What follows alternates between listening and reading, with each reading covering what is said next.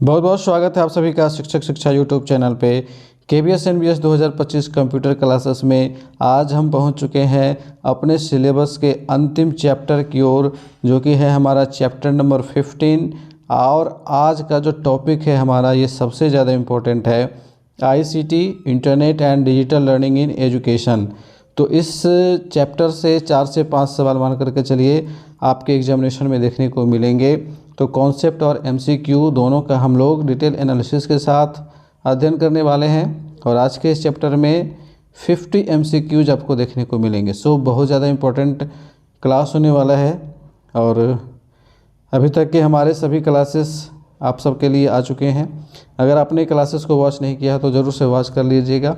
बढ़ेंगे आज के इस चैप्टर में हम लोग, और इस चैप्टर में हम क्या क्या सीखेंगे इसको एक बार देख लेते हैं। Internet in education, e-learning and web based education. इसके बाद हमारा है ICT टूल्स इन क्लासरूम। फिर है safety and ethical use of computers. फिर है नेशनल पॉलिसीज से रिलेटेड क्वेश्चंस बहुत सारे देखने को मिलेंगे आपको। राष्ट्रीय शिक्षा नीति जो हमारी है NEP 2020, उससे रिलेटिव बहुत सारे क्वेश्चंस आपको देखने को मिलेंगे। तो फटाफट से शुरुआत करते हैं, फर्स्ट टॉपिक की ओर बढ़ेंगे। इंटरनेट इन एजुकेशन, जैसे कि पिछले चैप्टर में भी हम लोग इसके बारे में थोड़ा सा देख चुके हैं। The internet is a world wide network that connects computers and digital devices, enabling instant access to information, communication and online learning platforms. In education, it supports anytime, anywhere learning, collaborative learning, and access to update knowledge. That means internet क्या है? तो internet एक वैश्विक network है जो computer व digital उपकरणों को जोड़ता है। शिक्षा में यह कभी भी कहीं भी अधिगम, सहयोगात्मक अधिगम और नवीनतम ज्ञान तक पहुंच सुनिश्चित करता है। तो अगर आप कहीं भी और किसी भी समय कुछ सीखना चाहते हैं तो उसके लिए आप इंटरनेट का यूज़ करते हैं। अब आगे देखेंगे हम लोग digital content and e-books. Digital content includes PDFs, PPTs, videos, podcast, animations, infographics etc। ये सारे डिजिटल कंटेंट के अंतर्गत आते हैं। E-books reduce dependency on printed books and support eco friendly education. E-books हमें प्रिंटेड बुक्स से निजात दिलाता है और ये इको फ्रेंडली एजुकेशन को भी सपोर्ट करता है। NCERT e books are available through Diksha and ePathshala portals. आपसे एग्जामिनेशंस में पूछा जा सकता है कि NCERT के बुक्स कौन से डिजिटल प्लेटफॉर्म पर अवेलेबल हैं। तो वो 2 प्लेटफॉर्म है, दैट इज़ दीक्षा एंड ई-पाठशाला। ठीक है, तो दीक्षा का फुल फॉर्म भी आपसे पूछा जा सकता है। दीक्षा का फुल फॉर्म क्या होता है, इसके बारे में भी हम लोग चर्चा करेंगे। वैसे भी बता दें, digital infrastructure for knowledge sharing इसका फुल फॉर्म होता है। आगे देखेंगे डिजिटल सामग्री के अंतर्गत PDF, PPT, ये सब तो अभी हम लोगों ने डिस्कस किया है। डिजिटल लाइब्रेरीज भी अब के समय में अवेलेबल है। Provide access to millions of books, thesis, journals, research papers. और इसका एग्जाम्पल है national digital library of India, और इसका शॉर्टकट देखिए NDLI। आपसे इसका फुल फॉर्म भी पूछा जा सकता है एग्जामिनेशन में। What is the full form of NDLI? आपको याद रखना, N for national, D for digital, L for library, I for India. National digital library of India. फिर है J स्टोर, और इसके बाद है शोध गंगा। शोध गंगा मेनली जो है थीसिस के ऊपर बेस्ड है। ठीक है, जो भी रिसर्च वर्क्स होते हैं, ठीक है, रिसर्च वर्क्स और थीसिस, इसके ऊपर शोध गंगा का ये जो शोध गंगा प्लेटफॉर्म है, इनके ऊपर ये सब आपको मिल जाता है। और अभी जो UGC नेट का एग्ज़ाम हुआ, UGC नेट का जो एग्ज़ाम हुआ है, ठीक है, उसके अंदर ये वाला क्वेश्चन था। तो आपको बहुत ही इम्पोर्टेंट टॉपिक्स आज के इस क्लास में देखने को मिलेंगे, जहाँ से क्वेश्चंस लगभग सारे एग्जामिनेशन में पूछे जा रहे हैं। Useful for teachers, students and researchers. ये टीचर्स के लिए भी यूज़फुल है, स्टूडेंट्स के लिए भी और रिसर्चर्स के लिए भी यूज़फुल है। ऑनलाइन रिसोर्सेज के अंतर्गत एजुकेशनल पोर्टल्स आते हैं, जैसे कि कुछ ऐसे अभी तक फेमस जो भी आपके पोर्टल्स हैं, जैसे खान एकेडमी है, ब्रिटानिका है, विकीपीडिया है, जो कि एकेडमिक यूज़ के लिए काफ़ी ज़्यादा उपयोग में आता है। फिर वीडियो लर्निंग प्लेटफॉर्म्स के तौर पर आप देख सकते हैं कि यूट्यूब में बहुत सारे एजुकेशनल चैनल्स हैं। स्वयं प्रभा DTH है, स्वयं प्रभा पे आपसे क्वेश्चन पूछा जा सकता है, इसके बारे में आगे हम लोग डिस्कस करेंगे। तो जो भी ऑनलाइन संसाधन है इसमें बच्चों के आत्माधिगम जो सेल्फ लर्निंग को हम लोग कहते हैं, ये मोटिवेट करता है, पुनरावृत्ति व शोध में सहायक होते हैं। आगे देखेंगे e learning and web based education. E learning क्या होता है? तो ई फॉर इलेक्ट्रॉनिक लर्निंग, ठीक है। E learning is learning delivered through electronic technologies using the internet, computers और mobile devices. It supports blended learning, flipped classrooms and life long learning. E learning जो है ना वो इलेक्ट्रॉनिक माध्यमों के द्वारा, जब हम बात करते हैं ई लर्निंग तो इसके अंतर्गत आ जाता है इंटरनेट के माध्यम से जो भी हम लर्निंग करते हैं, जो हमारी एजुकेशन सिस्टम चलती है वो सारी की सारी ई लर्निंग के अंतर्गत आती है। ऑनलाइन क्लासेस की बात करें तो conducted through platforms like Google Meet, Zoom, Microsoft Teams या फिर आप यूट्यूब लाइव से भी इससे जुड़ते हैं। Helpful during emergencies, for example covid pandemic के दौरान ये बहुत तेज़ी से उभर करके आया। ऑनलाइन क्लास जो है ये सबसे ज़्यादा तेज़ी से कब उभरा? तो कोविड-19 पैंडेमिक के दौरान ही उभरा है। तो इस पे भी आपसे क्वेश्चन बनेंगे जिसका हम लोग MCQs में प्रैक्टिस करेंगे। इसके बाद है LMS। LMS means learning management system, ठीक है। सारे जो भी आपके एब्रीविएशंस हैं वो आप देखते चलिए। इस क्लास के बाद हमारा चूँकि सिलेबस आज कंप्लीट हो जाएगा, तो इसके बाद चैप्टर नंबर 1 से लेकर के 15 तक के जितने भी इम्पोर्टेंट पॉइंट्स हैं, जितने भी इम्पोर्टेंट फैक्ट्स हैं, उनको एक क्लास के अंदर, एक PDF के अंदर मैं लेकर के आ रहा हूँ, जिसे मैं टेलीग्राम चैनल पे अपलोड कर दूँगा। वहाँ से आप लोग उसको डाउनलोड करके देख लीजिएगा, ठीक है। ऑलरेडी मॉडल सेट फर्स्ट हमारा आ चुका है, ठीक है। मॉडल सेट फर्स्ट भी टेलीग्राम चैनल पे उसके PDF अवेलेबल है, वहाँ से आप डाउनलोड करके उसका रिवीजन कर सकते हैं, ठीक है। इसके बाद मैं मॉडल सेट सेकंड लेकर के आऊँगा, उसका भी मैं PDF टेलीग्राम चैनल पे अपलोड कर दूँगा। तो टेलीग्राम का लिंक आपको डिस्क्रिप्शन बॉक्स में मिल जाएगा, वहाँ से आप ज्वाइन कर सकते हैं। आगे देखेंगे LMS क्या है? तो लर्निंग मैनेजमेंट सिस्टम है। लर्निंग मैनेजमेंट सिस्टम में बहुत सारी चीज़ें आती हैं, जैसे देखिए यहाँ पे LMS मैनेजेज कंटेंट डिलीवरी। इसमें क्या होता है? कंटेंट डिलीवरी इसमें मैनेज किया जाता है। अटेंडेंस, बच्चों का अटेंडेंस सिस्टम, फिर असाइनमेंट्स, क्विजेज, फीडबैक, यानी कि पूरी तरह से आप देख सकते हैं कि जो विद्यालय के लिए ज़रूरी चीज़ें हैं वो LMS के अंतर्गत आती हैं। For examples Google classroom, Moodle, canvas इत्यादि इसके एग्जांपल्स हैं। अब आता है MOOCs, और यहाँ से सवाल आपके लिए बनेंगे। ये VVI टॉपिक आप इसको मान करके चलिए, यहाँ से सवाल आपके बनेंगे। सबसे पहले तो इसका फुल फॉर्म याद रखिएगा, मैसिव ओपन ऑनलाइन कोर्सेस इसका फुल फॉर्म है, ठीक है। मैसिव का मतलब बहुत विशाल भंडार, ठीक है। ओपन का मतलब सबके लिए खुला हुआ है। ऑनलाइन कोर्सेस आप समझ रहे हैं जो ऑनलाइन प्लेटफॉर्म पे अवेलेबल हैं। तो एक रिपोजिटरी बनाई गई है, ठीक है, ROER, इसको OER भी कहते हैं, NROER भी कहते हैं, ठीक है, ऐसे याद रखिएगा। OER याद रखिए, ओपन एजुकेशन रिपोजिटरी, ठीक है, और NR लग जाता है तो national repository for open educational resources, इस तरह से इसका फुल फॉर्म रहता है। तो NROER और OER के अंतर्गत MOOCs आ जाता है आपका, ठीक है।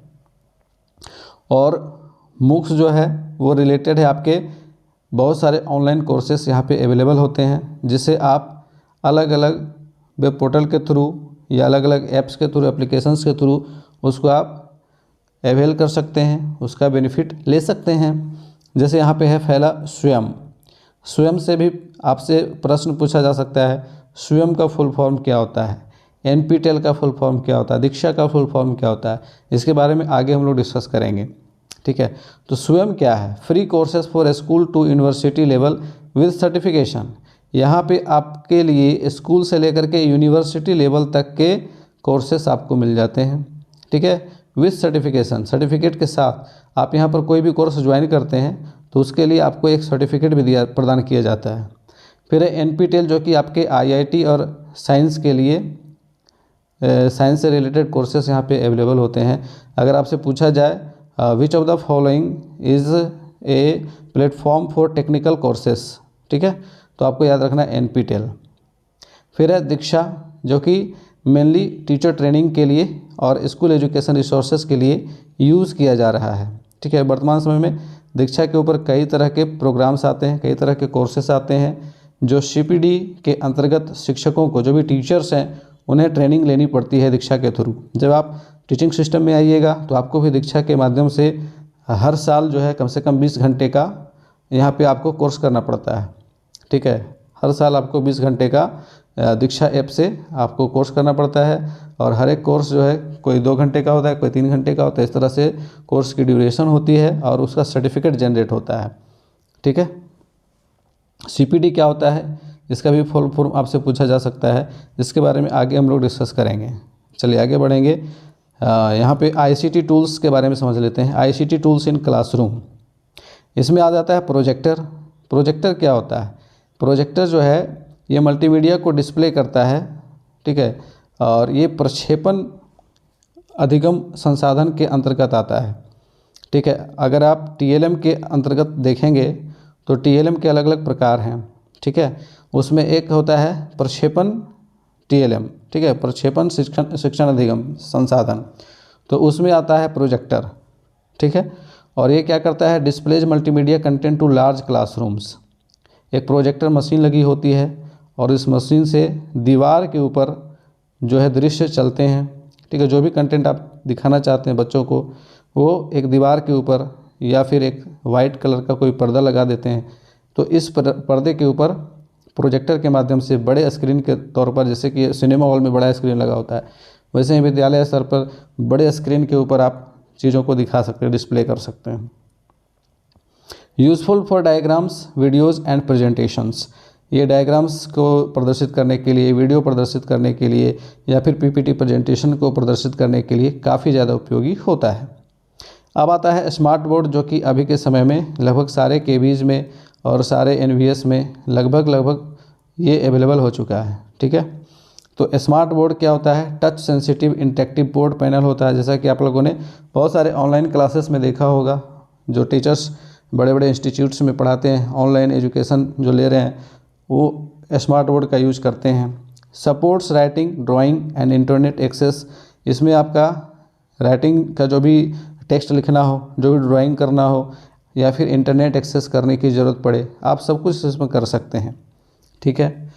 आगे बढ़ेंगे। एजुकेशनल ऐप्स बहुत सारे हैं, जैसे कि बायजूस का है, ड्यूलिंगो है, खान एकेडमी का ऐप है, इस तरह के कई सारे एजुकेशनल ऐप्स हैं।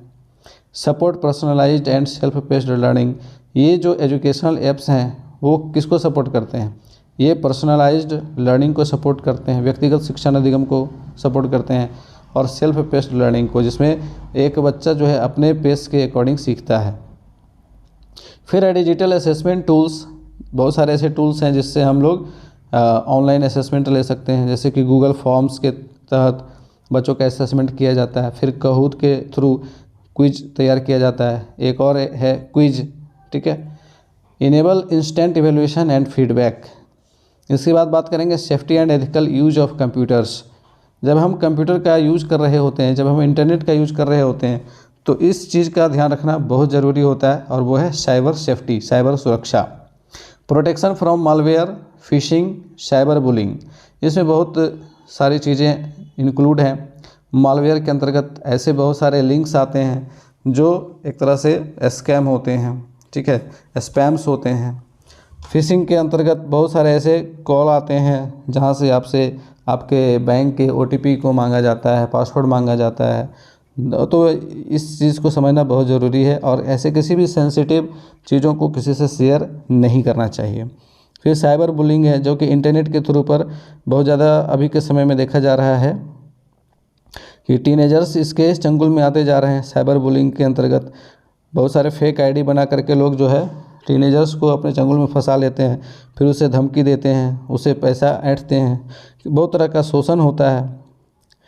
तो इससे बचने के लिए हमें क्या करना चाहिए, use of strong passwords and antivirus software. ठीक है, स्ट्रॉन्ग पासवर्ड बनाना चाहिए और एंटीवायरस सॉफ्टवेयर का इस्तेमाल करना चाहिए जो हमारे कंप्यूटर को, हमारे सिस्टम को सुरक्षित रख सके। इसके बाद आता है रिस्पॉन्सिबल डिजिटल बिहेवियर, उत्तरदायी डिजिटल व्यवहार। रिस्पेक्ट कॉपीराइट, किसी के भी कंटेंट को आप ऐसे ही कॉपी करके अपने चैनल पे या फिर अपने पर्सनल बेनिफिट के लिए यूज नहीं कर सकते हैं। एवॉइड प्लेगियरिज्म, ठीक है, प्लेजियरिज्म यानी कि किसी चीज़ का नकल करना, उसको नहीं करना है। फॉलो नेटिकेट्स इन ऑनलाइन कम्युनिकेशन, इसको कहते हैं नैतिक डिजिटल व्यवहार। ठीक है, नेटिकेट्स, एक शब्द आता है एटिकेट्स। ठीक है, एटिकेट्स का मतलब क्या होता है, ये होता है व्यवहार से, हमारे मैनर से, और इसमें एन लगा दिया, नेटिकेट्स बन गया, तो ये हो गया नैतिक डिजिटल व्यवहार। ठीक है, तो नैतिक डिजिटल व्यवहार विद्यार्थियों में जिम्मेदारी विकसित करता है। इसके बाद है डिजिटल फुटप्रिंट, डिजिटल पदचिन्ह इसको हिंदी में कहेंगे। Permanent record of online activities, जो भी ऑनलाइन एक्टिविटीज़ हो रही हैं उसका जो परमानेंट रिकॉर्ड होता है उसको डिजिटल फुटप्रिंट कहा जाता है। ठीक है, आर्काइव के रूप में बहुत सारी चीज़ें हम सेव करके रखते हैं, अपने गूगल ड्राइव में सेव करके रखते हैं ताकि हम बाद में फिर उसका यूज़ कर सकें। Careful posting on social media is essential, इसमें किसी भी चीज़ को जब हम सोशल मीडिया पे पोस्ट कर रहे हैं तो केयरफुल रहना है उस टाइम पे। ठीक है, आगे देखेंगे national policies ICT in education, तो इसमें हम मुख्य रूप से चर्चा करेंगे एनईपी 2020 की, क्योंकि अभी के टाइम पे एनईपी 2020 से ही क्वेश्चंस पूछे जा रहे हैं। So the national education policy, अगर आपसे एनईपी का फुल फॉर्म पूछ ले तो याद रखेंगे नेशनल एजुकेशन पॉलिसी, कोई आपको बता देगा न्यू एजुकेशन पॉलिसी। ठीक है, तो न्यू अगर आप कर दीजिएगा सही तो गलत हो जाएगा, ये दरअसल है नेशनल एजुकेशन पॉलिसी। ठीक है, 2020 recognises digital literacy as a core life skill. ठीक है, इसको एनईपी 2020 जो है डिजिटल लिटरेसी को कोर लाइफ स्किल मान रहा है, essential for learners in the 21st century. 21st century skill की बात यहाँ पर की जा रही है। ठीक है, अभी जब आप स्कूल डायरी बनाइएगा तो वहाँ पे 21st सेंचुरी स्किल डेवलपमेंट के बारे में बात की जाती है। किसी भी टॉपिक को आप पढ़ा रहे हैं तो उससे 21st स्किल के कौन से पार्ट का डेवलपमेंट हो रहा है बच्चों में, वो आपको बताना पड़ता है। तो ये जो है डिजिटल लिटरेसी भी 21st सेंचुरी स्किल के अंतर्गत आती है। It emphasises the meaningful, safe and ethical use of digital technologies to enhance learning, equity and quality in education.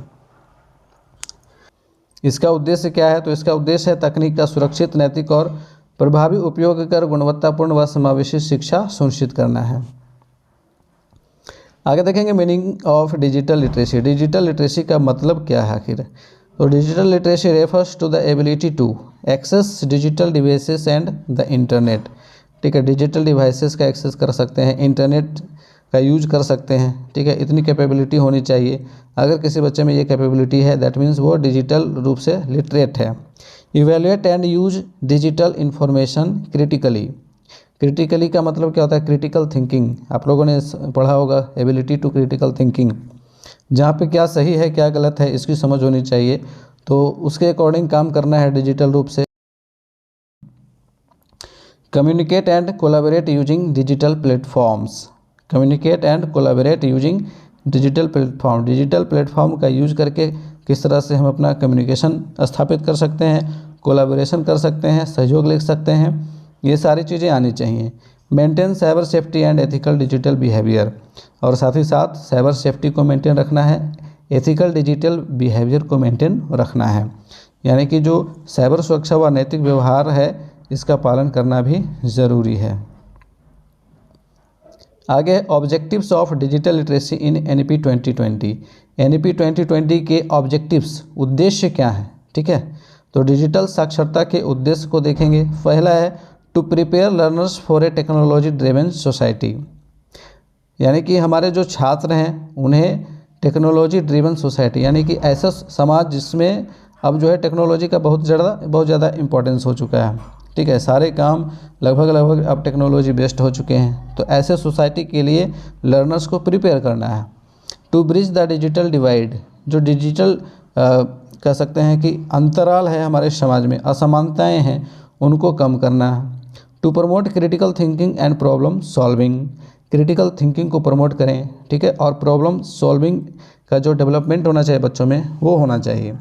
To ensure safe responsible and ethical use of technology, ये बहुत important है कि जो technology है उसका एथिकल यूज होना चाहिए, इसमें उसका सेफ यूज करना आना चाहिए और साथ ही साथ रिस्पॉन्सिबिलिटी भी होनी चाहिए ताकि हम अपने दायित्वों को समझ सकें। To support life long learning, और ये तो सभी का उद्देश्य है, लाइफ लॉन्ग लर्निंग बनी रहनी चाहिए। इसके बाद है की provisions related to digital literacy in NEP 2020। NEP 2020 में कौन से प्रमुख प्रावधान किए गए हैं? पहला है integration of technology at all levels, सभी स्तरों पर तकनीक का एकीकरण। Digital tools to be integrated from foundational to higher education, जो डिजिटल टूल्स हैं वो बच्चों के लिए फाउंडेशनल से लेकर के हायर एजुकेशन तक अवेलेबल होने चाहिए। और इसीलिए देखेंगे आप तो KBS और NBS में प्राइमरी क्लासेस से ही आपके इंटरेक्टिव बोर्ड पैनल लगभग सारे क्लासेस में लग चुके हैं, जो कि डिजिटल लिटरेसी के अंतर्गत ही लगाए गए, इसी प्रोविज़न के तहत लगाए गए हैं। Emphasis on blended and online learning, अब जो है ब्लेंडेड लर्निंग है जिसमें जो पारंपरिक तरीके से शिक्षण पद्धति चली आ रही है उसमें अब ऑनलाइन लर्निंग को मिक्स किया गया है, ठीक है। नेक्स्ट है डिजिटल लिटरेसी फॉर स्टूडेंट्स, विद्यार्थियों हेतु डिजिटल साक्षरता। बेसिक कंप्यूटर स्किल्स जैसे कि टाइपिंग, ब्राउजिंग, ईमेल भेजना, ठीक है, इन सारे बेसिक कंप्यूटर स्किल्स का डेवलपमेंट हो सके बच्चों में। फिर है use of content, online platforms and educational apps, इन सभी का यूज कर सकें बच्चे, इस लायक बना सकें उन्हें। Awareness of miss information and fake news, ये बहुत इंपॉर्टेंट है। आज के समय में मिस इन्फॉर्मेशन और फेक न्यूज़ का अंबार लग चुका है, कुछ भी न्यूज़ आ जाता है, AI का ज़माना आ चुका है, तो जो गलत न्यूज़ रहता है उसको भी पकड़ पाना मुश्किल हो रहा है। तो ये सारे क्वालिटीज़ को सिखाना भी एक प्रमुख उद्देश्य है। फिर है डिजिटल एम्पावरमेंट ऑफ टीचर्स, ठीक है, इसमें ये भी मैंडेटरी किया गया है NEP 2020 में कि जितने भी टीचर्स हैं उन्हें भी सबसे पहले तो टीचर्स को ही पारंगत होना चाहिए, क्योंकि जब तक टीचर नहीं सीखेंगे, डिजिटल तौर पर मजबूत नहीं रहेंगे, एम्पावर नहीं रहेंगे, तो फिर बच्चों को वो कैसे सिखाएंगे। और इसीलिए बहुत सारे चेंजेस आपको देखने को मिले हैं। और हमारा जो KBS का इस बार का सिलेबस आया है, तो इस बार के सिलेबस में आपने देखा कि सिलेबस को बिल्कुल चेंज किया गया है और कंप्यूटर के 20 क्वेश्चंस लाए गए हैं। तो ये कंप्यूटर के 20 क्वेश्चंस क्यों लाए गए हैं, इसके पीछे का उद्देश्य क्या है? इसके पीछे का उद्देश्य है कि ऐसे कैंडिडेट्स शिक्षण प्रक्रिया में शामिल हो सकें जो डिजिटली सक्षम हैं, ठीक है। तो यहाँ पर देखिए क्या क्या प्रोविजंस हैं। मैंडेटरी ऑनलाइन टीचर ट्रेनिंग, इसीलिए ऑनलाइन टीचर ट्रेनिंग को मैंडेटरी किया गया है, ठीक है। जैसे मैंने बताया ना कि हर साल CPT के तहत 50 आवर्स की ट्रेनिंग करनी पड़ती है शिक्षकों को। जो भी टीचर्स होते हैं उन्हें 50 घंटे की ट्रेनिंग हर साल करनी पड़ती है। अगर आप ट्रेनिंग नहीं करेंगे तो फिर इसका बहुत बुरा प्रभाव आपके करियर के ऊपर पड़ता है, ठीक है। जैसे कि अगर आप प्रोबेशन पीरियड में है तो आपका प्रोबेशन इनकम्प्लीट कर दिया जाएगा, आपकी जो इंक्रीमेंट हर साल लगती है पेमेंट के लिए उसको रोक दिया जाता है। तो ये बहुत इंपॉर्टेंट है। 50 आवर्स की ट्रेनिंग करनी पड़ती है KB में आने के बाद। इसमें 30 और 20 का रेशियो है, 30:20 का रेशियो है। दैट मीन्स 30 आवर्स आपको ऑफलाइन ट्रेनिंग करनी पड़ती है और 20 आवर्स आपको ऑनलाइन ट्रेनिंग करनी पड़ती है। और ऑनलाइन ट्रेनिंग के लिए दीक्षा ऐप डेवलप किया गया है खासतौर से इसी के लिए, ठीक है, जिसपे निष्ठा प्रशिक्षण चलता है। Use of platforms like Diksha for continuous professional development. Next है encouragement of digital pedagogy, digital pedagogy को इंकरेज करना। आगे है national education technology forum NETF, ये बहुत इंपॉर्टेंट है, आप याद रखिएगा इसको, ठीक है। BBI में लगा करके रखिए, ये पूछा जा सकता है क्योंकि ये NEP का एक पार्ट है, ठीक है। NETF that is national educational technology forum. National N for national हो गया, E फॉर एजुकेशनल हो गया, T for technology, F for forum, याद रखेंगे इस चीज़ को। ये है क्या?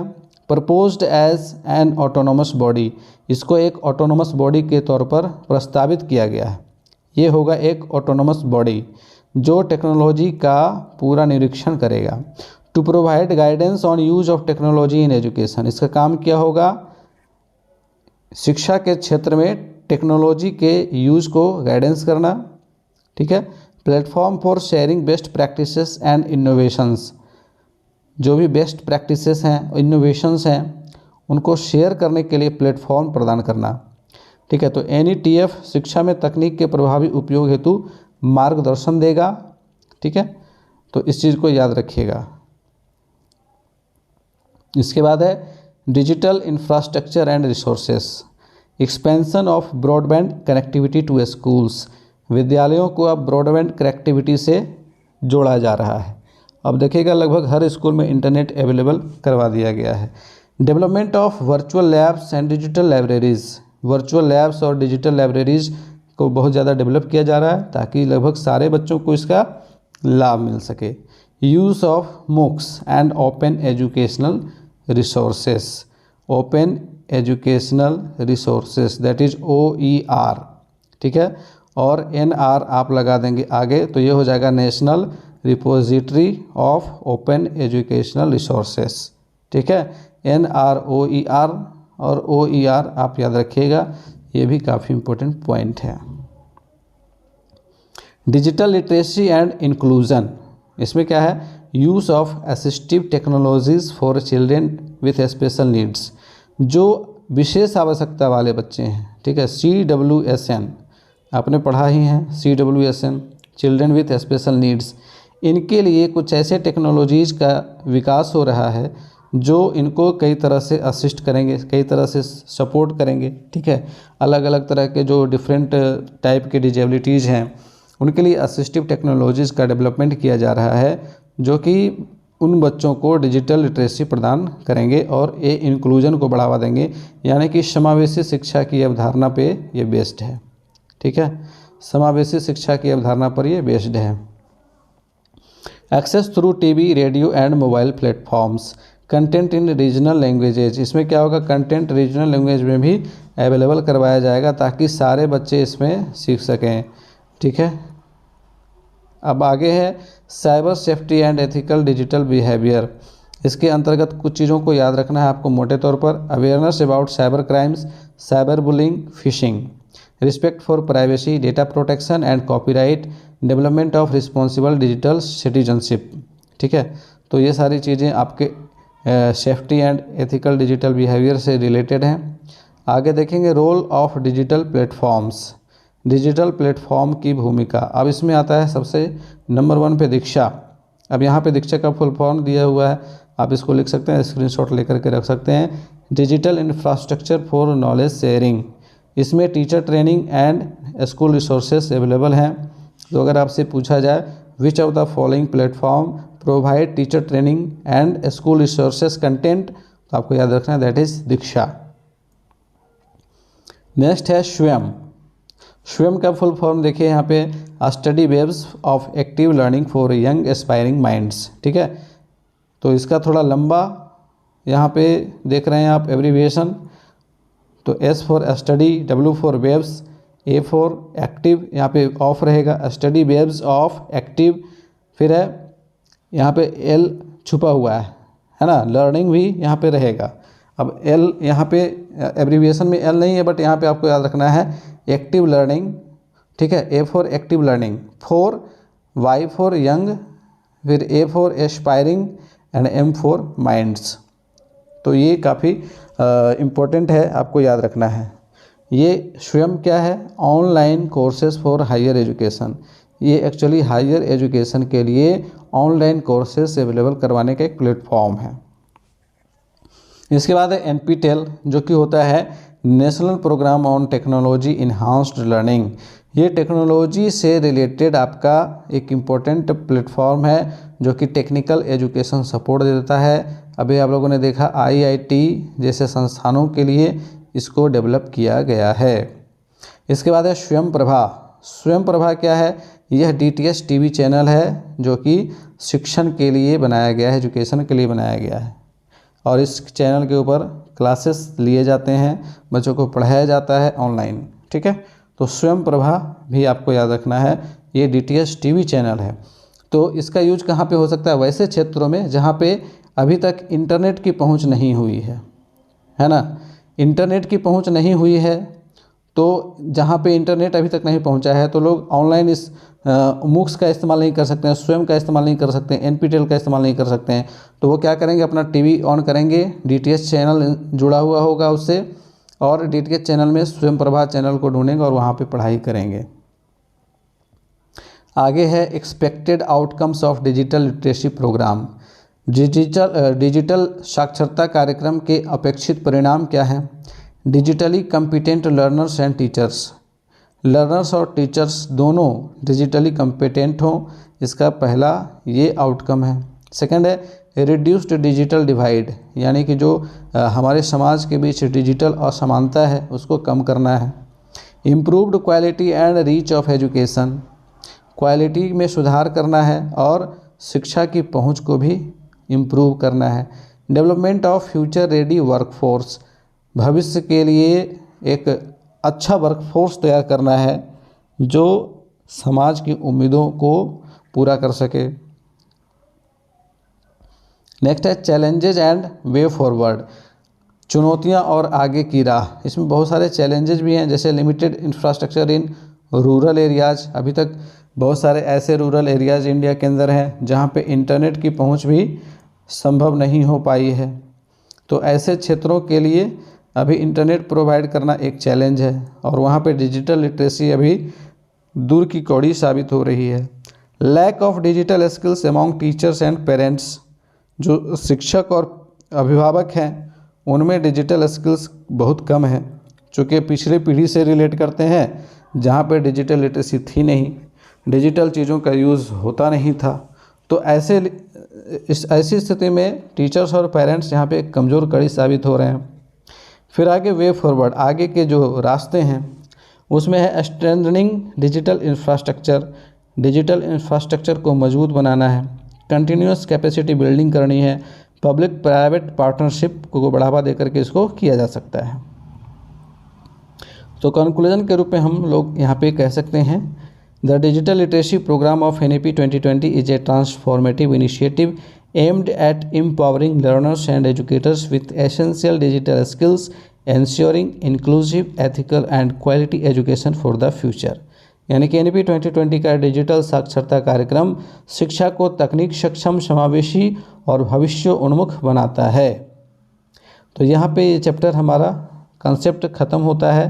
अब आगे हमारा MCQ, और यहाँ पे पहला क्वेश्चन आपके सामने आ चुका है, Which feature of the internet most directly supports the concept of anytime, anywhere learning in education? कहता है कि शिक्षा में कभी भी कहीं भी अधिगम की अवधारणा को इंटरनेट की कौन सी विशेषता सबसे अधिक समर्थन देती है? पहला विकल्प है हाई स्टोरेज कैपेसिटी, सेकंड है ग्लोबल कनेक्टिविटी, थर्ड है हार्डवेयर डिपेंडेंसी, फोर्थ है ऑफलाइन एक्सेसिबिलिटी। अब यहाँ पे कहता है कि आप कहीं भी कभी भी सीख सकते हैं, तो कैसे सीखिएगा? जब आप ग्लोबली कनेक्ट होंगे। ठीक है, global connectivity is the right answer here, so option number second. Next question हमारा है, NCERT e books are officially accessed through which digital platforms? NCERT की ई पुस्तकें आधिकारिक रूप से किन डिजिटल प्लेटफॉर्म पे उपलब्ध हैं? पहला विकल्प है स्वयं एंड NPTEL, सेकंड है NDLI एंड JSTOR, थर्ड है दीक्षा एंड ई पाठशाला, फोर्थ है गूगल क्लासरूम एंड मूडल। तो यहाँ पे सही आंसर है option number C, Diksha and e Pathshala. Diksha और ई पाठशाला इन दोनों ऐप के ऊपर NCERT की ई पुस्तकें अवेलेबल हैं। साथ ही साथ दीक्षा के ऊपर टीचर ट्रेनिंग के रिलेटेड मटेरियल्स भी अवेलेबल हैं। ठीक है, तो याद रखेंगे बहुत सारे कंटेंट आपको मिल जाते हैं बुक्स के अलावा भी दीक्षा और ई पाठशाला के ऊपर। Which digital library primarily stores Indian thesis and dissertations for academic research? कौन सा डिजिटल पुस्तकालय मुख्यतः भारतीय शोध प्रबंध थीसिस और शोध कार्य संग्रहित करता है? मैंने बताया था आप लोगों को, ये जो क्वेश्चन है ये यूजीसी नेट के एग्ज़ाम में जो भी जनवरी में ही कंप्लीट हुआ है इसमें पूछा गया है। जनवरी 26 में जो यूजीसी नेट का एग्ज़ाम हुआ है इसमें ये क्वेश्चन पूछा गया है। तो यहाँ पे सही आंसर है शोध गंगा। आप याद रखिएगा, शोध कार्य के लिए शोध गंगा, ठीक है, शोध गंगा याद रखना है। नेक्स्ट क्वेश्चन है online classes were most critically required during which situation to ensure continuity of education. शिक्षा की निरंतरता बनाए रखने हेतु ऑनलाइन कक्षाओं की सबसे अधिक आवश्यकता कब पड़ी? करिकुलम रिवीजन, टीचर ट्रांसफ़र, कोविड-19 पैंडेमिक, एग्जामिनेशन रिफॉर्म्स। तो अभी हम लोगों ने चर्चा की थी कोविड-19 पैंडेमिक्स के बाद ही ऑनलाइन क्लासेस जो है इतना ज़्यादा एक्सपैंड हुआ। So option number C is correct here. Next question is which of the following best describes the core function of an LMS। LMS का याद है full form learning management system. तो निम्न में से कौन सा LMS का मुख्य कार्य सबसे सही रूप से बताता है? फर्स्ट ऑप्शन है ओनली वीडियो कॉन्फ्रेंसिंग, केवल वीडियो कॉन्फ्रेंसिंग इसमें नहीं है। Managing teaching learning process digitally, सही है। हार्डवेयर मेंटेनेंस इसमें नहीं है। इंटरनेट सिक्योरिटी केबल नहीं है। इसमें ऑप्शन नंबर बी सही है, जो कि टीचिंग लर्निंग प्रोसेस को डिजिटल तौर पर ये मैनेज करता है, इसीलिए इसका नाम है learning management system. Full form अगर आपको याद है तो आसानी से आप क्वेश्चन का आंसर कर दीजिएगा। नेक्स्ट क्वेश्चन हमारा असर्शन रीजन बेस्ड है। MOOCs help in democratising access to quality education. कहता है कि मूक्स जो है क्वालिटी एजुकेशन को प्रजातांत्रिक तौर पर एक्सेस करने में हेल्प कर रहा है।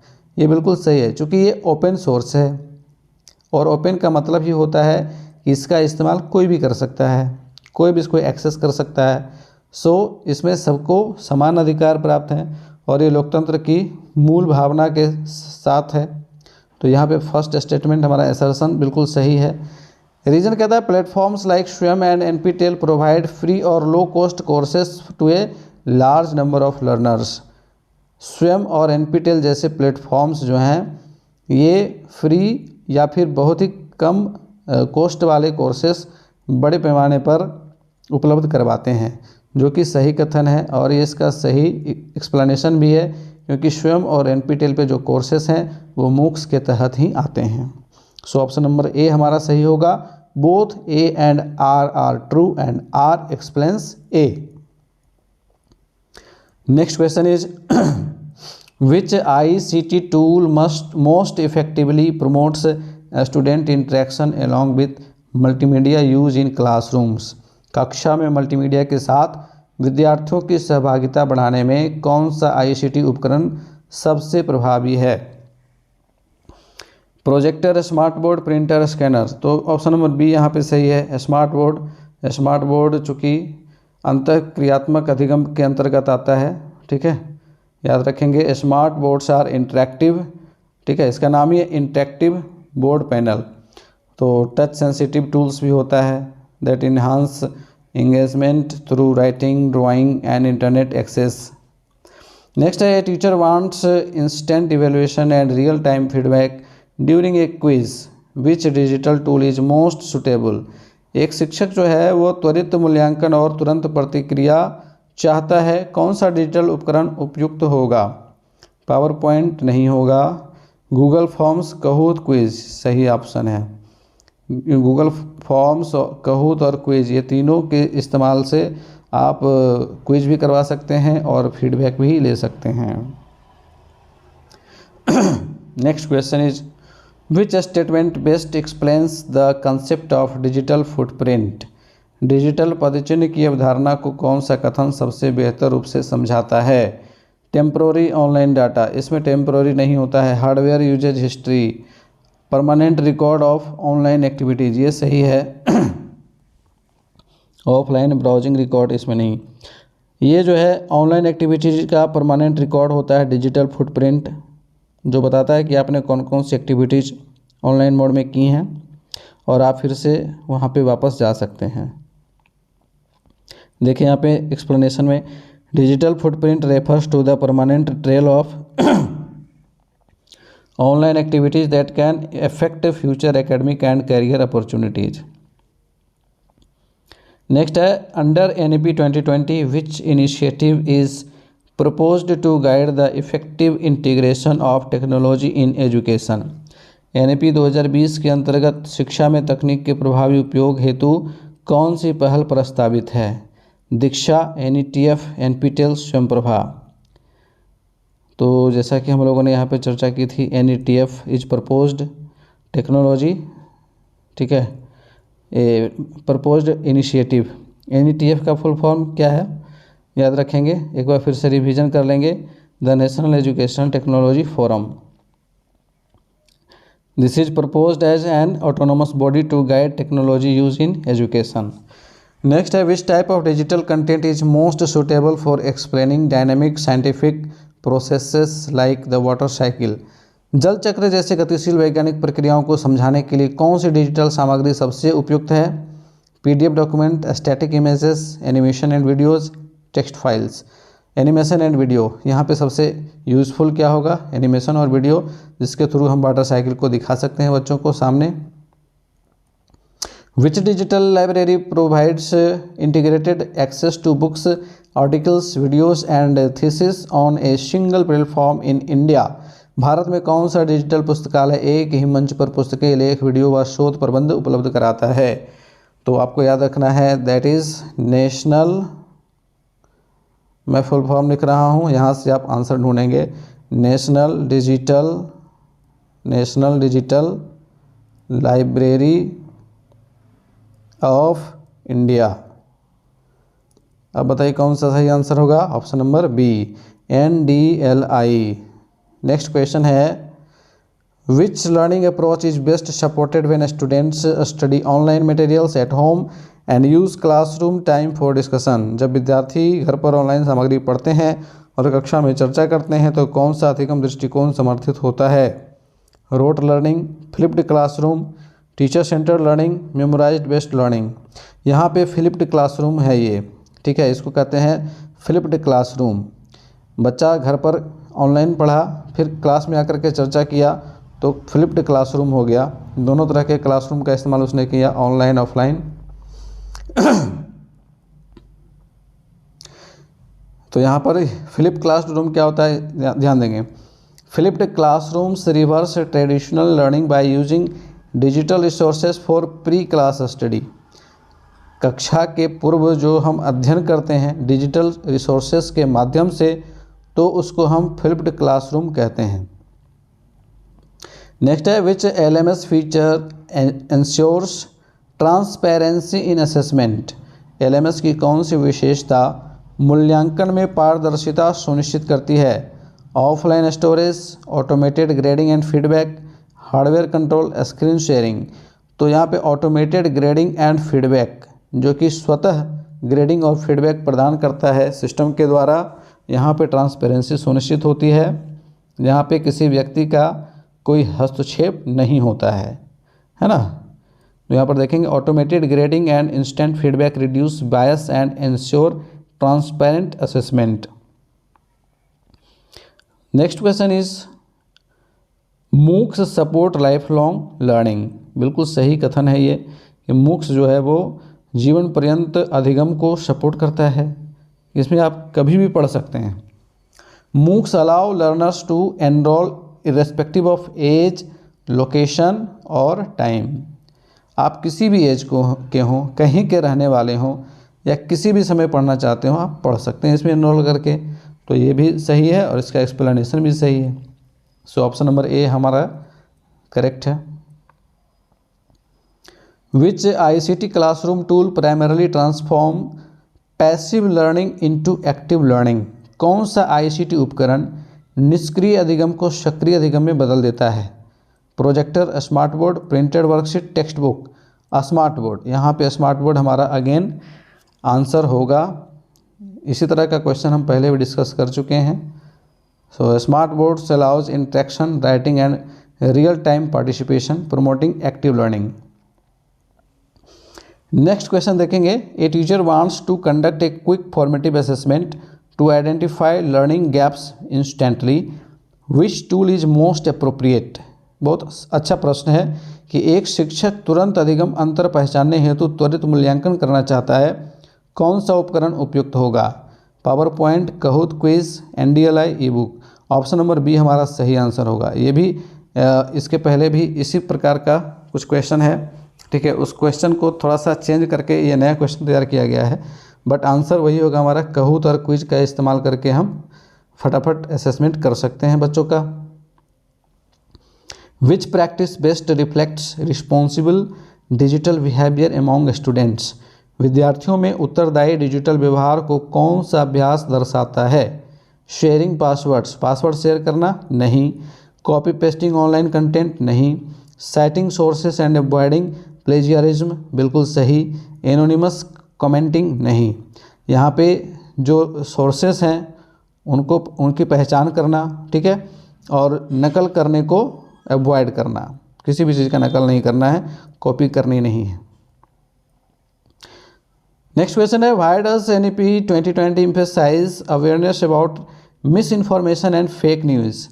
NEP 2020 गलत सूचना व फेक न्यूज़ के प्रति जागरूकता पर क्यों बल देती है। To reduce internet speed, to promote memorisation, to develop critical thinking, to limit digital access. Option number C हमारा सही है, to develop critical thinking. Which NEP 2020 provision directly supports equitable access to digital learning. NEP 2020 का कौन सा प्रावधान digital अधिगम में समान अवसर को सीधे समर्थन देता है। Use of only English content नहीं। Assistive technologies and regional language content, ये बिल्कुल सही है कि जो सहयोगात्मक या सहायक तकनीक है वो उपलब्ध कराना, और जो कंटेंट है उन्हें क्षेत्रीय भाषा में प्रोवाइड करवाना, ठीक है, ताकि सब लोग इसका लाभ ले सकें। तो यहाँ पे ऑप्शन नंबर बी ही हमारा सबसे सही आंसर है। आगे बढ़ेंगे, which characteristic of e learning most strongly supports life long learning. E learning की कौन सी विशेषता आजीवन अधिगम को सबसे अधिक समर्थन देती है। फिक्स्ड टाइम टेबल, ऐसा कर देंगे तो फिर सीखना मुश्किल हो जाएगा। Flexibility of time and pace, समय व गति में लचीलापन, बिल्कुल सही है। टीचर डोमिनेंस, शिक्षक का प्रभुत्व रहेगा तो भी सीखना मुश्किल हो जाएगा। प्रिंटेड स्टडी मटेरियल केवल रहेगी तो भी सीखना मुश्किल हो जाएगा। सो ऑप्शन नंबर बी हमारा सही है, flexibility of time and pace. Which digital platform mainly supports teacher professional development under NEP 2020। यहाँ पर आ गया टीचर प्रोफेशनल डेवलपमेंट। NEP 2020 के अंतर्गत शिक्षकों के व्यावसायिक विकास को मुख्य रूप से कौन सा डिजिटल मंच समर्थन देता है। स्वयं, दीक्षा, NPTEL, स्वयं प्रभा, दैट इज दीक्षा, ठीक है। Diksha stands for digital infrastructure for knowledge sharing, और इसके थ्रू जो है निष्ठा प्रशिक्षण करवाई जाती है। और ये जो प्रोग्राम्स आते हैं इनको हम CPD के नाम से जानते हैं, कंटिन्यूअस एंड प्रोफेशनल डेवलपमेंट, ठीक है, सतत व्यवसायिक विकास इसको कहा जाता है। यहाँ पर देखिए, दीक्षा प्रोवाइड्स कंटिन्यूअस प्रोफेशनल डेवलपमेंट, ठीक है, इसी को CPD कहते हैं, CPD। तो C for continuous, P for professional, D for development. Resources for teachers as emphasised in NEP 2020। Which digital resource is most appropriate for self paced language learning. स्वगति से भाषा अधिगम के लिए कौन सा डिजिटल संसाधन सबसे उपयुक्त है। Digital library, language learning apps, projector, smart boards. तो यहाँ पर लैंग्वेज सीखना है तो लैंग्वेज लर्निंग एप्स ही होगा सही आंसर। ऑप्शन नंबर बी हमारा सही हो जाएगा। यहाँ पे बढ़ेंगे अगले सवाल की ओर, that is assertion is an best question. Digital assessment tools enhance objectivity in evaluation, बिल्कुल सही ये असर्शन है। They minimise manual checking and providing automated scoring, ये भी सही है और इसका एक्सप्लेनेशन भी सही है, क्योंकि ऑटोमेटिक रूप से ये चेक करता है, यहाँ पे किसी तरह का बायस सिस्टम नहीं होता है। So option number A is correct here. Next है, which practice helps in protecting digital identity of students.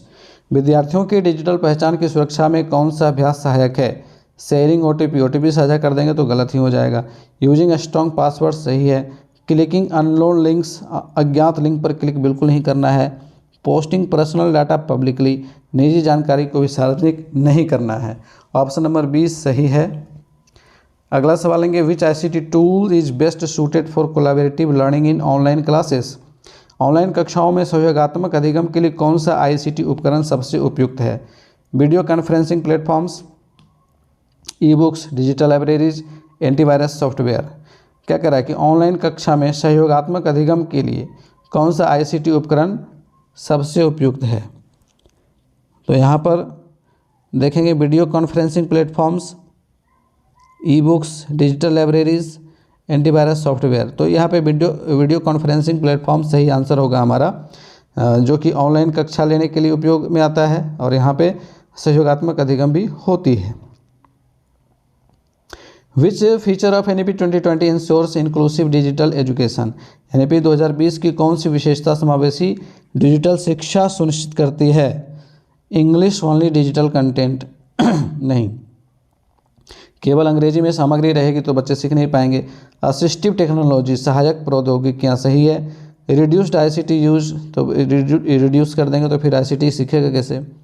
Centralised learning methods, केंद्रीकृत अधिगम से भी सीखना मुश्किल हो जाएगा, समावेशी की जो अवधारणा है वो नहीं हो पाएगी। ऑप्शन नंबर बी हमारा यहाँ पे सही है। विच statement best explains digital citizenship. Digital नागरिकता को कौन सा कथन सबसे बेहतर रूप से स्पष्ट करता है? Frequent internet uses, ethical and responsible online behaviour, यही हमारा सही आंसर है। अगला सवाल है, which digital platform delivers educational content through DTH television channels. अब देखिए DTH TV चैनल के माध्यम से शैक्षिक सामग्री प्रदान करने वाला मंच कौन सा है? दैट इज स्वयं प्रभा। स्वयं प्रभा याद रखिएगा, स्वयं का फुल फॉर्म मैंने बताया, याद रखेंगे उसको भी। Why does NEP 2020 emphasise strengthening digital infrastructure in schools? To replace teachers को हटा देना है? नहीं। To ensure equitable access to digital learning, ये सही है। डिजिटल अधिगम में समान पहुंच सुनिश्चित करने के लिए। So option number B is correct here. Which situation best reflects NEP 2020 vision of meaningful integration of technology rather than mere digitisation. कह रहा है कि कौन सी स्थिति NEP 2020 की तकनीक के सार्थक एकीकरण की अवधारणा को केवल डिजिटलीकरण की तुलना में बेहतर दर्शाती है? Uploading scanned textbooks online, using LMS analytics to redesign teaching strategies, ये सही लग रहा है। Replacing blackboards with projectors only नहीं है। Conducting online exams without feedback, ये भी गलत है। ऑप्शन नंबर बी हमारा सबसे सही है। LMS यानी कि लर्निंग मैनेजमेंट सिस्टम का उपयोग करना, जिससे कि चीज़ों का हम सही तरह से विश्लेषण कर सकें और शिक्षण रणनीतियों में सुधार ला सकें। नेक्स्ट है, a rural school lacks stable internet, what wants to ensure digital learning continuity, which NEP aligned solution is most appropriate. बहुत अच्छा सवाल है। एक ग्रामीण विद्यालय में इंटरनेट कमज़ोर है, डिजिटल अधिगम निरंतरता हेतु NEP के अनुरूप सबसे उपयुक्त समाधान क्या है? स्वयं मोक्ष ओनली, स्वयं Prabha DTH channels, cloud based LMS, online video conferencing. तो यहाँ पे ऑप्शन नंबर बी हमारा सही होगा, क्योंकि देखिए स्वयं मुक्स ओनली, यहाँ पे ओनली करा है, तो मुक्स के लिए हमें चाहिए होगा इंटरनेट कनेक्टिविटी, जो कि वहाँ पे अवेलेबल है नहीं। इसी तरह से क्लाउड बेस्ड LMS के लिए इंटरनेट चाहिए, ऑनलाइन वीडियो कॉन्फ्रेंसिंग के लिए अगेन इंटरनेट की ज़रूरत होगी, जबकि DTH चैनल के लिए हमें इंटरनेट पर निर्भर नहीं रहना पड़ेगा। सो ऑप्शन नंबर बी सही है। Which combination best represents digital literacy as defined in NEP 2020। NEP 2020 के अकॉर्डिंग डिजिटल साक्षरता को कौन सा संयोजन सबसे सही दर्शा रहा है? Typing plus browsing plus gaming, device use plus ethical behaviour plus critical evaluation. आपको आंसर मिल गया, यही हमारा सही आंसर है। Internet speed plus hardware knowledge, social media engagement नहीं। सबसे बेहतर ऑप्शन नंबर बी है, जिसमें डिवाइस का यूज करना आता हो, एथिकल बिहेवियर हो आपका और क्रिटिकल इवेल्यूशन हो, जहाँ पे सही गलत सोच करके आप किसी भी चीज़ का मूल्यांकन करें। नेक्स्ट क्वेश्चन हमारा है, assertion reason based that is assertion here digital footprint awareness is essential for students future employability, that is the right statement here। यहाँ पे डिजिटल फुटवेयर अवेयरनेस जो है बच्चों के भविष्य के एम्प्लॉयबिलिटी के लिए काफ़ी ज़्यादा आवश्यक है। Online behaviour contributes to a permanent digital record accessible to institutions. तो जो भी बच्चे ऑनलाइन जो भी वर्क कर रहे हैं उनका रिकॉर्ड रखा जाता है, जिसको डिजिटल फुटप्रिंट कहते हैं, ठीक है। अब जैसे कि बड़े बड़े संस्थानों में बच्चों को टैब दिया जाता है, ठीक है, जो भी कैंडिडेट्स वहाँ पे एडमिशन लेते हैं, जो भी स्टूडेंट एडमिशन लेते हैं, उनको टैब दिया जाता है। अब ये जो टैब है वो कंट्रोल तो सिस्टम का, ये वहाँ का जो मैनेजमेंट सिस्टम है, ठीक है, जो वहाँ का मैनेजमेंट सिस्टम है, इसका फुली कंट्रोल, इस टैब का फुली कंट्रोल किसके हाथ में है? मैनेजमेंट सिस्टम के हाथ में है। अब बच्चा इस टैब के अंदर जो भी इंटरनेट सामग्री पे जो भी सर्च कर रहा है, जो भी ब्राउज़ कर रहा है, जो भी मूक्स का इस्तेमाल कर रहा है, जो भी पढ़ रहा है, जो भी कंटेंट वो कंज्यूम कर रहा है, तो उसका सारा डेटा किसके पास है? उसका डिजिटल फुटप्रिंट मैनेजमेंट सिस्टम के पास है, ठीक है, जो ये निर्धारित करते हैं कि इस बच्चे ने उसका किस तरह का इस्तेमाल किया, इंटरनेट का किस तरह का इस्तेमाल किया, ठीक है, वो कहलाता है आपका digital footprint. Online behaviour contributes to a permanent digital record accessible to institutions, और ये भी सही है ना। ये ऑनलाइन बिहेवियर जो होता है ये आपका परमानेंट डिजिटल रिकॉर्ड होता है और ये इंस्टीट्यूशंस के लिए एसेसिबल होता है, और इसी से आपका पता चलता है आपके फ्यूचर का ये निर्धारण यहीं से होता है। सो यहाँ पे एक्सप्लेनेशन भी सही है, ऑप्शन नंबर ए हमारा सही होगा। Which assessment scenario best demonstrates formative digital assessment, कहता है कि कौन सी स्थिति निर्माणात्मक डिजिटल मूल्यांकन को सबसे बेहतर दर्शाती है।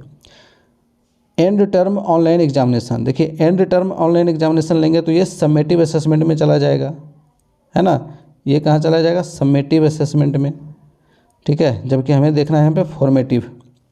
Real time quiz with instant feedback, that is formative assessment. So option number B हमारा सही हो जाएगा।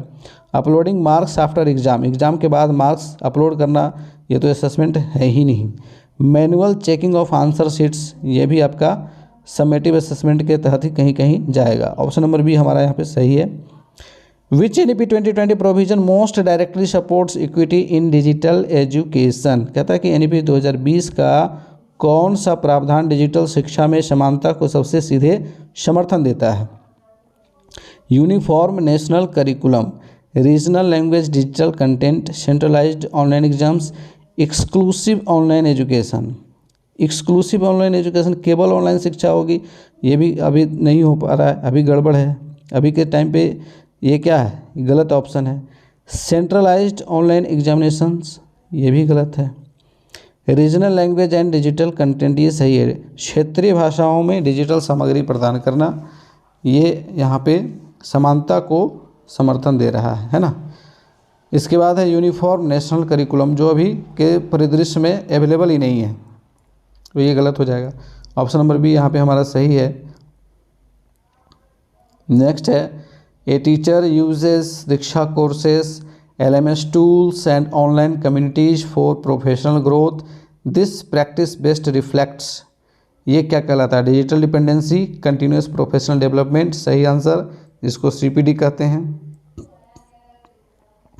टेक्निकल स्किल रिप्लेसमेंट भी नहीं होगा, इमरजेंसी लर्निंग भी नहीं होगी। ऑप्शन नंबर बी हमारा यहाँ पे सही है। Next question is here, which classroom practice most effectively transforms ICT tools into student centre learning, कौन सा कक्षा अभ्यास ICT उपकरणों को विद्यार्थी केंद्रित अधिगम में सबसे प्रभावी रूप से बदलता है? टीचर कंट्रोल्ड प्रेजेंटेशन, शिक्षक नियंत्रित प्रस्तुतिकरण, ये नहीं होगा। स्टूडेंट क्रिएटेड डिजिटल प्रोजेक्ट्स, विद्यार्थी के द्वारा बनाए गए डिजिटल प्रोजेक्ट्स, ये सही है। ये यहाँ पे शो कर रहा है कि जो बच्चे हैं वो यहाँ पे सेंटर में हैं, ठीक है, लर्नर्स के द्वारा क्रिएट किया गया है। सो यहाँ पे ये स्टूडेंट सेंटर्ड लर्निंग को प्रदर्शित कर रहा है। रीडिंग ई बुक्स साइलेंटली, ये तो बिल्कुल गड़बड़ है। वॉचिंग रिकॉर्डेड लेक्चर्स, ये भी नहीं होगा। ये आपका पैसिव लर्निंग में चला जाएगा। कहाँ चला जाएगा? पैसिव लर्निंग में चला जाएगा, जहाँ पे बच्चे जो है रिकॉर्डेड लेक्चर्स देख रहे हैं, ठीक है। जैसे कि अगर आप बात करें, अभी जो हमारा क्लास आप देख रहे हैं ये आपका पैसिव लर्निंग हो रहा है, ठीक है। मेरी आवाज़ आपको सुनाई पड़ रही है, मैं जो यहाँ पर लिख पा रहा हूँ वो केवल आपको दिखाई पड़ रही है, आपका और हमारा कोई इंटरेक्शन नहीं हो रहा है, तो ये पैसिव लर्निंग कहलाएगा, ठीक है। नेक्स्ट क्वेश्चन है, why does NEP 2020 discourage viewing technology as a stand alone solution. NEP 2020 तकनीक को स्वतंत्र समाधान मानने से क्यों हतोत्साहित करती है। टेक्नोलॉजी इंक्रीजेज वर्कलोड, नहीं। Pedagogy must drive technology use, ये सही है। टेक्नोलॉजी इज अनरिलायबल, तकनीक अविश्वसनीय है, ये भी गलत होगा। डिजिटल टूल्स रिप्लेस टीचर्स, ये भी गलत है। यहाँ पे ऑप्शन नंबर बी हमारा सही है। शिक्षण पद्धति को तकनीक का मार्गदर्शन करना चाहिए। यहाँ पे आगे बढ़ेंगे, which outcome best indicates successful implementation of the digital literacy programme under NEP 2020। NEP 2020 के डिजिटल साक्षरता कार्यक्रम के सफल कार्यान्वयन का सर्वोत्तम संकेत क्या होगा। इंक्रीज्ड स्क्रीन टाइम, स्क्रीन समय में वृद्धि, नहीं। Digitally ethical, critical and self directed learners, ये सही है। नैतिक, आलोचनात्मक व स्वनिर्देशित डिजिटल शिक्षार्थी जब बनेंगे तो ये सर्वोत्तम संकेत माना जाएगा। फुल्ली ऑनलाइन स्कूल भी नहीं माना जाएगा। जब हमारा बच्चा ही नहीं सीखेगा तो हम फुल्ली ऑनलाइन स्कूल ला कर के क्या करेंगे। एलिमिनेशन ऑफ टेक्स्ट बुक, ये भी गलत है। Next question is here, which classroom scenario most clearly reflects NEP 2020 principle of technology for inclusion. कौन सी कक्षा स्थिति NEP 2020 के समावेशन हेतु तकनीक सिद्धांत को सबसे स्पष्ट दर्शाती है। Online lectures only in English, केवल इंग्लिश में ऑनलाइन लेक्चर होगा तो समावेशन नहीं हो पाएगा। Digital content with subtitles and screen readers, उपशीर्षक व स्क्रीन रीडर सहित डिजिटल सामग्री, ये सही है ताकि बच्चा पढ़ भी सके, देख भी सके। High end devices for selected students, चुनिंदा विद्यार्थियों हेतु उन्नत उपकरण केवल लाएंगे तो यहाँ पे समावेशन की नीति का उल्लंघन हो जाएगा। Online exams without accessibility tools, ये भी गलत है। ऑप्शन नंबर बी हमारा यहाँ पे सही है। बढ़ेंगे आगे, a school uses ICT only for presentations while learning outcomes remain unchanged, this reflects which limitation. कहता है कि एक विद्यालय ICT का उपयोग केवल प्रस्तुतिकरण तक सीमित रखता है और अधिगम परिणाम नहीं बदलते हैं, यह किस सीमा को दर्शाता है। Digital divide, surface level digitisation, cyber insecurity, lack of infrastructure.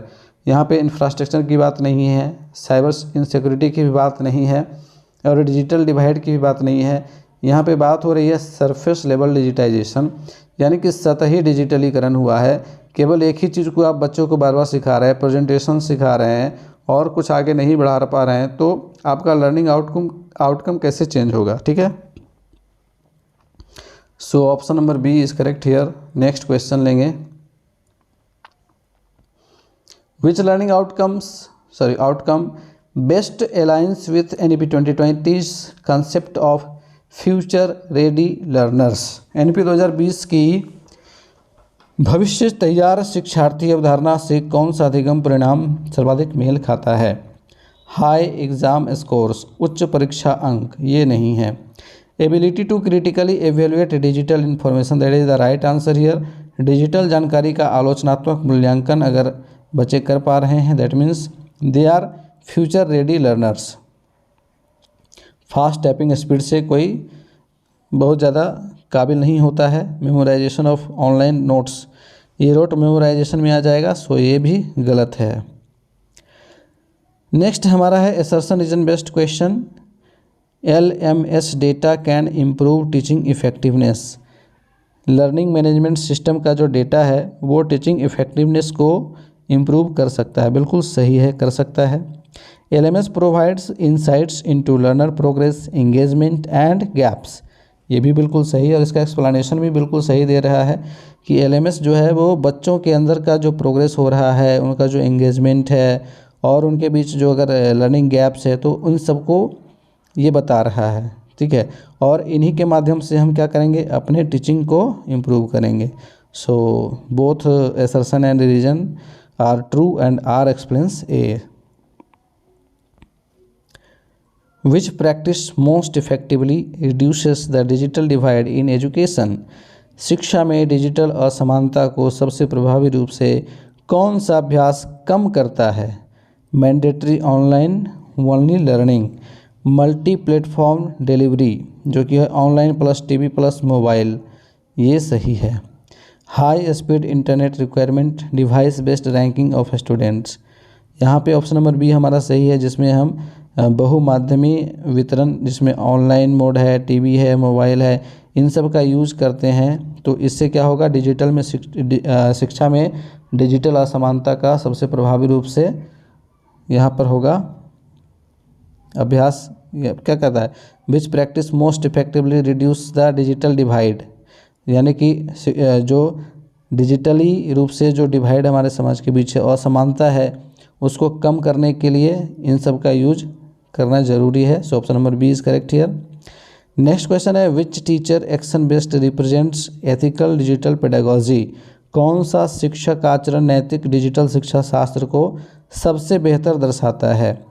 Sharing copyrighted PDFs freely, किसी के कॉपीराइट सामग्री को आप फ्री में साझा करेंगे तो वो तो गलत हो जाएगा, ठीक है। Teaching citation and fair use of content, ये सही है कि कंटेंट का सही उपयोग करना और उसका साइटेशन करना। साइटेशन का मतलब उसका संदर्भ निकालना कि वो जो भी कंटेंट है वो किस तरह का कंटेंट है, सही है गलत है। इनकरेजिंग कॉपी पेस्ट असाइनमेंट्स, ये भी गलत है, कॉपी पेस्ट नहीं करना है। इग्नोरिंग ऑनलाइन मिसकंडक्ट, ये भी गलत है। अगर आप ऑनलाइन मिसकंडक्ट कोई बच्चा कर रहा है उसको इग्नोर कर रहे हैं, दैट मीन्स आप गलत चीज़ को बढ़ावा दे रहे हैं, तो यहाँ पे गलत हो जाएगा। ऑप्शन नंबर बी हमारा यहाँ पे सही है। Why does NEP 2020 emphasize teacher digital empowerment before large scale digital reform? NEP 2020 बड़े डिजिटल सुधार से पहले शिक्षकों के डिजिटल सशक्तिकरण पर क्यों बल देती है? टीचर्स मैनेज इंफ्रास्ट्रक्चर, नहीं, इंफ्रास्ट्रक्चर को टीचर मैनेज नहीं करते हैं, ये हमारा गवर्नमेंट सिस्टम मैनेज करता है। टीचर्स आर की agents of pedagogical change, this is the right answer. Teachers जो हैं वो मुख्य भूमिका निभाते हैं, है ना। शिक्षक शिक्षण परिवर्तन के प्रमुख कारक होते हैं। टीचर्स रिप्लेस टेक्नोलॉजी, नहीं। टीचर्स कंट्रोल एग्जामिनेशंस ओनली, ये भी गलत है। So option number B is correct here. Which use of ICT based supports constructivist learning theory, ICT का कौन सा उपयोग निर्माणवादी या रचनावादी अधिगम सिद्धांत को सबसे अधिक समर्थन देता है? Watching recorded lectures, recorded lectures अगर आप बच्चों को दिखा रहे हैं वहाँ पे कंस्ट्रक्टिविस्ट अप्रोच नहीं हो रहा है। Student led digital projects and simulations, this is the right answer, जहाँ पे विद्यार्थी खुद डिजिटल प्रोजेक्ट दिखा रहे हैं, सिमुलेशंस दिखा रहे हैं, बना रहे हैं, तो ये यहाँ पे रचनावादी अधिगम दिखाया जा रहा है। ऑनलाइन ऑब्जेक्टिव टेस्ट्स ओनली, यहाँ भी पार्टिसिपेशन नहीं है बच्चों का एक्टिवली, उनकी जो क्रिएटिविटी है वो खुल करके नहीं आ रही है। रीडिंग ई टेक्स्ट बुक्स, यहाँ भी उनकी क्रिएटिविटी नहीं दिख रही है। तो जहाँ पे क्रिएटिविटी दिखेगी वही होगा कंस्ट्रक्टिविस्ट अप्रोच, ठीक है। So option number B is correct here. Next है, which risk is most directly associated with poor awareness of digital footprint among students, digital पदचिह्न के प्रति कम जागरूकता से कौन सा जोखिम सीधे जुड़ा है? डिवाइस मल function, long term academic and career consequences, ये बिल्कुल सही है। अगर कोई बच्चा डिजिटल फुटप्रिंट से अवेयर नहीं है और वो कुछ भी सर्च कर रहा है वेब ब्राउज़र पे जा कर के, अगर वो कुछ गलत कर रहा है, ठीक है, किसी तरह का मिसकंडक्ट कर रहा है, तो वो सारा पता चल जा रहा है, जिससे क्या होगा, उसके एकेडमिक के ऊपर प्रभाव पड़ेगा और उसके कैरियर के ऊपर भी नकारात्मक प्रभाव पड़ेगा। So option number B is correct here. अब बढ़ जाते हैं हम अपने अंतिम प्रश्न की ओर, जो कि आपके सामने आ चुका है।